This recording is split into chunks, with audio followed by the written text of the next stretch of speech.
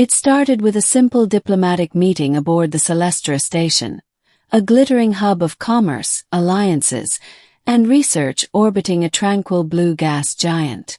Humans had been members of the Galactic Coalition for just under a decade, but their reputation for biological extremism preceded them. They could survive deadly temperatures, endure brutal conditions, and, most baffling of all to the Coalition's biologists, they could mate nearly every day. No heat cycles, no lengthy recoveries, no delicate courtship periods regulated by pheromonal tides or lunar alignments. Humans, it seemed, could just go at it constantly. Naturally, this led to suspicion and curiosity. Very curious parties. Ambassador Jalen Markov represented Earth that day, standing tall in his crisp black uniform, his easy smile disarming even the most stoic aliens. Across the conference table sat Dr. Virana, a high-ranking biogeneticist from the Yilthri, a species famous for their cold intellectualism and slow, deliberate reproduction cycles, one mating season every 15 Earth years. Her violet skin shimmered under the station's lights as she leaned forward. Her 4 slender arms crossed in a mix of fascination and skepticism. "Ambassador," she said, her voice a melodious hum, "our data suggests that human mating habits are biologically reckless, statistically impossible, and yet you persist. My colleagues demand clarification." Markov chuckled, scratching the back of his neck. "I get this question more often than you think." He didn't realize the gravity of it yet. He didn't realize they'd scheduled a formal tribunal. The mating inquiry, as it was formally named, became the most heavily attended academic event in Celestra Station history. Representatives from 37 different species, from the tentacled Drotha to the crystalline Trell, packed into the grand auditorium. Markov stood at a podium under a massive, humming dome of translation devices, feeling very much like a zoo exhibit. "Begin," intoned Chief Moderator Solvin, a being composed of swirling mist. Dr. Virana's first question was simple. How do humans prevent structural fatigue of the primary reproductive organ with such frequent use? Markov coughed into his fist. "Well, first, humans evolved a very durable biological design. Elastic tissues, regenerative blood flow. Self-repair mechanisms." Adrotha waved a tentacle impatiently. "But daily. For cycles unending." Markov nodded. "Some humans even prefer multiple sessions a day." The crowd erupted into a cacophony of flaring colors, scents, and psychic mutters, the coalition equivalent of a stadium gasp. Dr. Virana pressed further. "Surely hormonal depletion is a factor.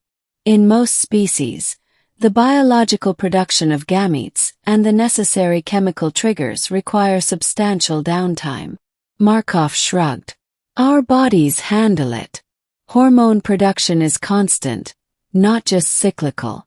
Plus, we're not always trying for offspring. Mating serves social and emotional functions too. It strengthens bonds, relieves stress, promotes physical health." An avian delegate from the Erin clacked her beak. "You mate. For pleasure." The translator bleeped awkwardly. The Erin word she used also meant cosmic heresy. "Absolutely," Markov said, grinning now. "It's a cornerstone of human connection. Love, comfort, trust. All reinforced by intimacy." The room rippled with disbelief. For many coalition races, mating was either mechanical, seasonal, or ritualistic. Love was optional. Pleasure was a rare side effect. Halfway through the inquiry, they called in specialists, human doctors, biologists, even a marriage counselor named Teresa Monroe, who gave an impassioned 20-minute speech about the human emotional ecosystem. The coalition scientists were fascinated, and increasingly bewildered. Your skin does not rupture. Your neural pathways do not short-circuit from overstimulation. Markov chuckled. Nope. In fact, it can even improve our brain chemistry. Dr. Virana tapped a clawed finger against her tablet. There are records of injuries due to overexertion. Teresa laughed. Those are rare and usually from being overenthusiastic. The word overenthusiastic translated poorly. Some species took it to mean combat mating. A dozen scribes rapidly amended their notes. Toward the end of the tribunal, one particularly daring question came from the insectoid ambassador of the Drexarii hive. Would a live demonstration assist our understanding? The room froze. Markov choked on his water. Teresa turned beet red. Chief Moderator Solvin quickly overrode the request with a stately swirl of his vaporous arms. Denied. Coalition regulations forbid experimental mating trials without at least 3 cycles of ethical review. Relief washed over the humans. But the question sparked an idea. 2 weeks later, the Human Mating Resilience Research Initiative, fondly nicknamed Project Lovebug by Earth's media, was officially authorized. Volunteers signed up in droves. Couples, singles, polycules, even elderly pairs who wanted to represent the senior demographic. Human embassies fielded applications like concert ticket sales. The coalition wanted to see it all. Mating frequency logs, hormonal blood work, psychological evaluations, physical durability testing. The results shocked the galaxy. First finding: human bodies not only tolerated frequent mating, they often thrived under it.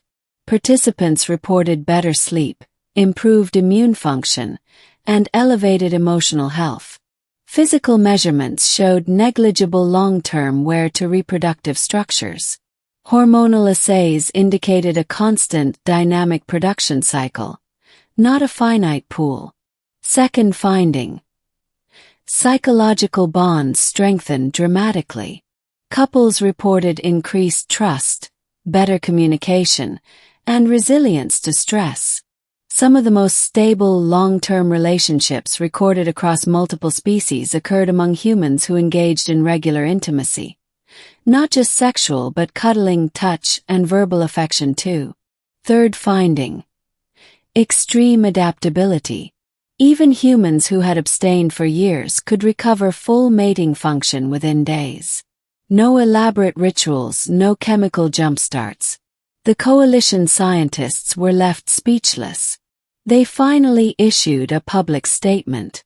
Human reproductive systems demonstrate regenerative capacity, emotional integration, and structural durability at levels previously unknown in coalition biology.